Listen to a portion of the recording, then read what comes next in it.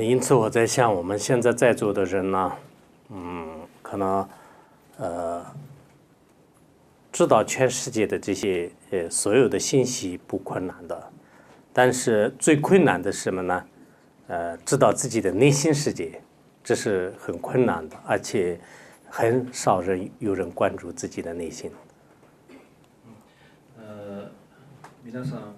今全世界のいろんな情報を得ることがとても便利になっている世の中ですけれども、いろんな情報、インフォメーションを得ることがとても得やすい。しかし私たちは自分自身の心を知らない。自分自身の心を知ることを方法は知らない。だからとても難しい。そして自分の心を知ろうとしている人も少ないのです。我们在座的人都知道，20世纪呢，实际上是一个战争的世纪。那个时候发生过第1次世界大战、第2次世界大战等等，人类都处于一种血腥的这种生活当中。21世纪呢，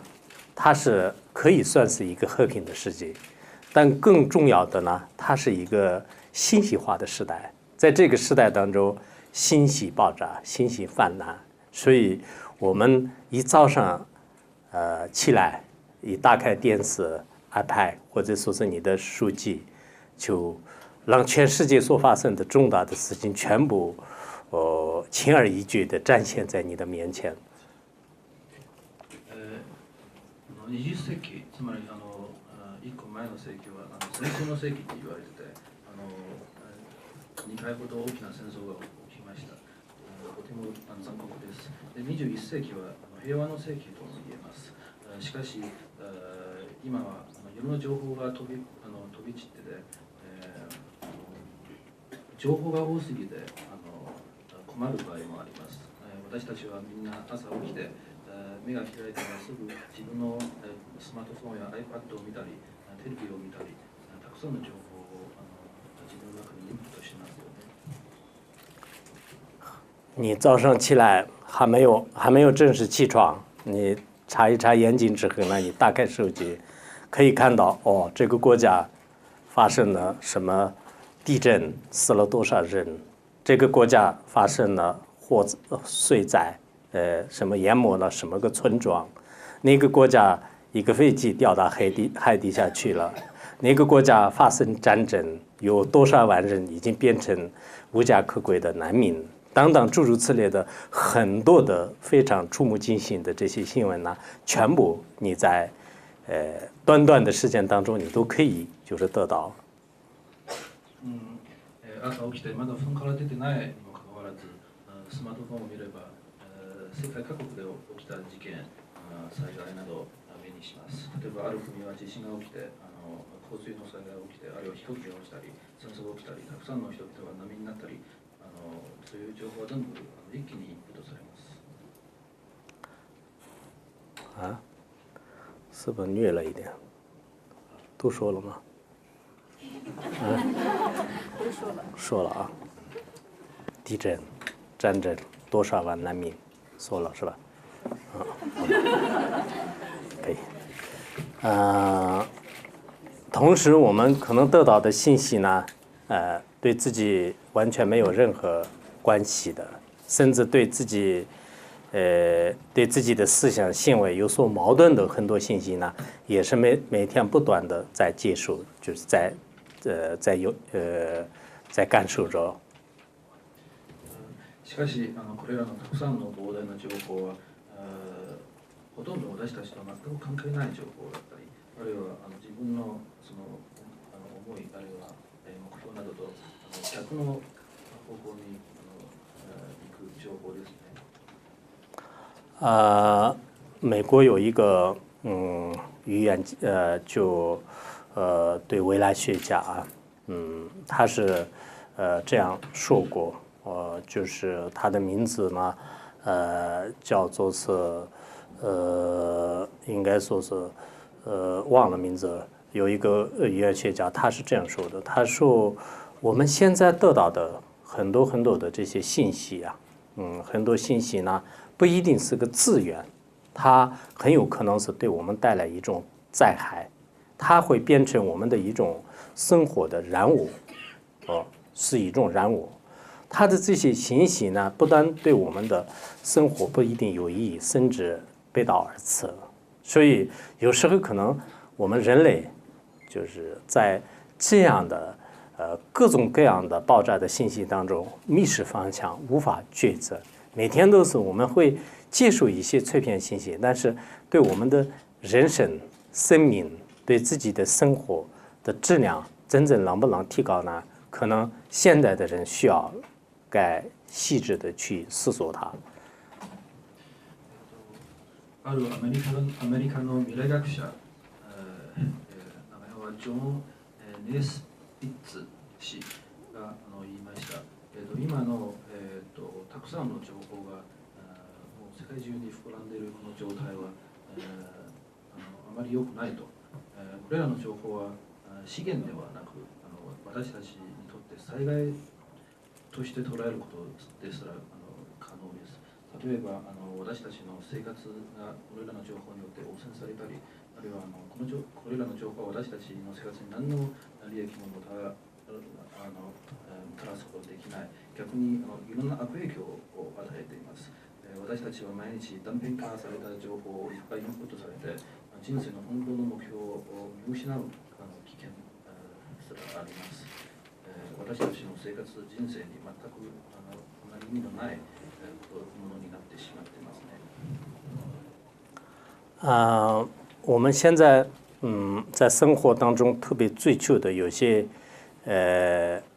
信息呢，表面上看呢可能很好，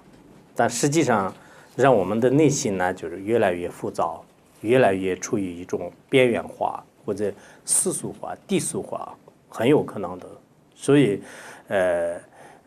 早在这个8世纪左右的时候，印度的吉田论舍他是这样说过，他说我们的这个生意的这种地呢，不是信的精进。那么人们的反复的信呢，就是实际上是他所得到的一种低俗化。也就是说，我们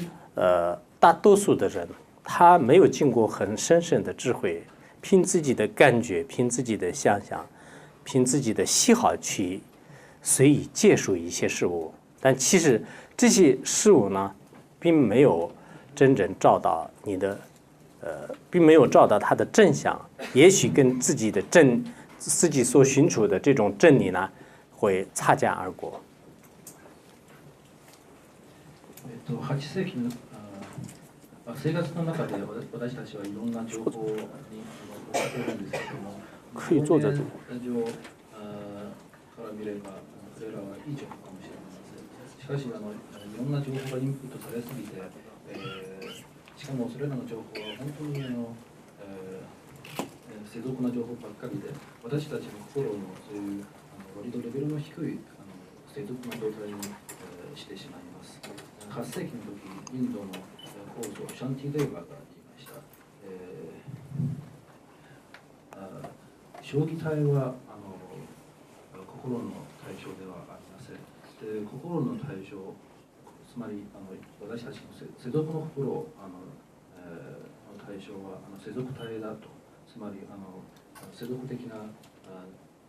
思いなどです。だから私たち大多数の人々にとって、普段実は何の選択もなく、ただ目の前に来た情報を無条件に、あるいは無意識に受け入れて、それらの情報をだんだん私たちの心を汚染していきます。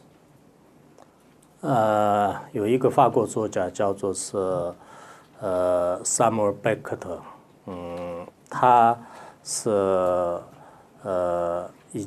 60年代的时候获得过诺贝尔的文学奖，也是一个小说家。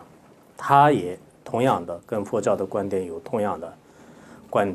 点。他说我们庸俗的感知，